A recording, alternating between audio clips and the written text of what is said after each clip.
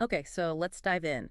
Did you know that the humble elevator, something we barely think about, is actually powering a huge economic boom in India? It's kind of wild when you look at the numbers. Totally. We're talking about an elevator market that's already worth, get this, $4.1 billion. dollars. Already massive. And it's not stopping there. It's projected to, well, basically soar past $7 billion dollars by 2030. Yeah, that's a compound annual growth rate of what, 9 or 10%? That's blistering speed. Incredible, right? So what's really fascinating, I think, is how this piece of everyday tech is having this kind of technological moment. Exactly. So the plan for this deep dive, really, is to unpack what's actually driving this vertical ascent.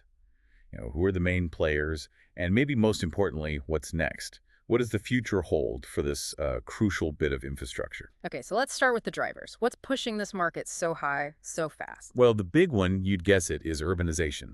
India's cities are booming, and you see high-rise buildings, both homes and offices, going up everywhere. Right, new skylines popping up all over. And that connects directly to the wider infrastructure push across the country.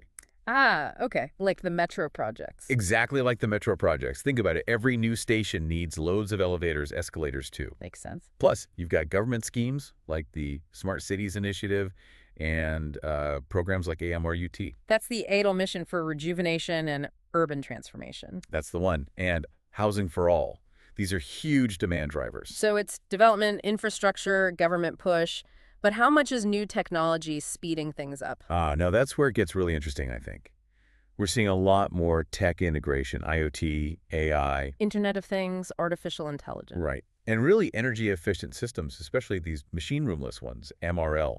Even solar-powered elevators are popping up. Machine roomless MRL. Tell us a bit more about that. Why is that such a game changer? Well, like the name says, it gets rid of that bulky machine room you used to need on top of the shaft. Ah, okay, so it frees up building space.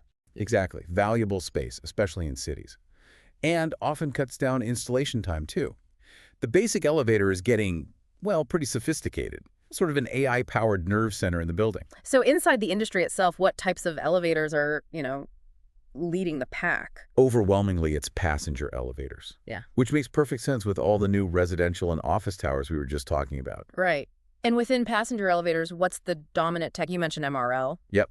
MRL traction systems are really the standard now. They hold something like 95% of the market share. A 95%. Wow.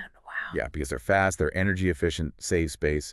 It ticks all the boxes. You do still see some hydraulic or pneumatic elevators, but they're more for niche uses, like maybe some homes or specific industrial settings. Okay, interesting. And regionally, is there one part of India that's really driving this? Yeah, actually, South India is the leader currently.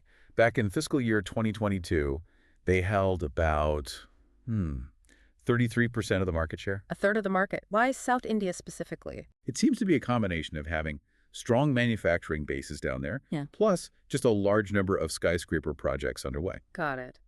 So with this kind of growth and regional concentration, who are the companies we should know, the big players? Well, you've got the global heavyweights. Yeah. Names everyone knows: Otis, KONE, Schindler, Mitsubishi, Fujitec, Hitachi, Hyundai. The usual suspects. Right.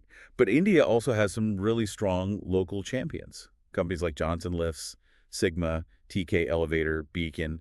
It's actually a pretty diverse mix. So it's competitive. Are these players innovating, bringing new things to the table? Definitely. Take Johnson Lifts, for example. They've rolled out this IoT system called Watch. Watch. Yeah, it provides real-time monitoring data, which lets them do predictive maintenance. So fix problems before they cause a breakdown. That's a solid example of the kind of innovation happening. Okay, so looking forward now, what are the big opportunities? Where's the next wave of growth coming from? Sustainability is massive. People are talking about green elevators. Green elevators, what does that mean?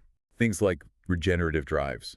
They actually capture energy when the elevator goes down. Like regenerative braking in an EV. Exactly like that.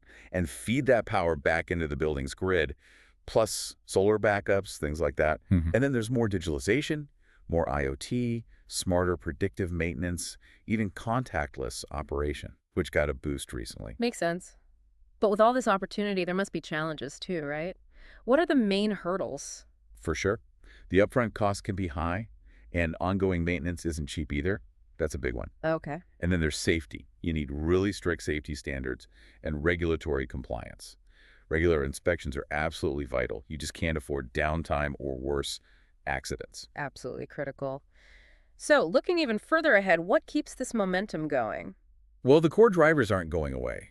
Expanding metro lines, more high-rise buildings, the smart cities rollout, it's still all about building vertically. And the tech pipeline, anything really cutting edge coming? Yeah, some cool stuff. People are talking about tiny ML. Tiny. Yeah, it's like AI designed to run on really small, low-power chips inside the elevator itself. Oh, wow. What for? Real-time analysis. Things like detecting if someone falls or predicting when a part is about to wear out based on tiny vibrations. Huh? Also, more AI and surveillance within the car.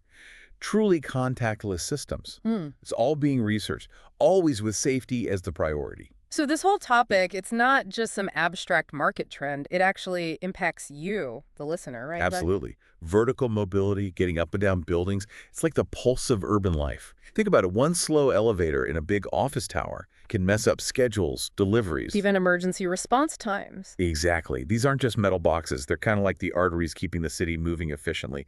It directly impacts your daily life, how smooth, how smart, how safe your movement is. And that opens doors for new businesses. Huge opportunities for startups, yeah. AI for maintenance, solar power integration, tech for green buildings. And for anyone in real estate, investment, or even public policy, the takeaway is elevators aren't just hardware. They're essential infrastructure lifelines. It's amazing how something so, well, mundane, something we take for granted like an elevator, is actually so central to modern city development and packed with innovation. It really is. And these vertical lifelines, powered by increasingly smart tech, they're going to keep shaping our cities and our daily routines in ways we probably don't even fully see yet. No, Maybe you look at your next elevator ride a little differently.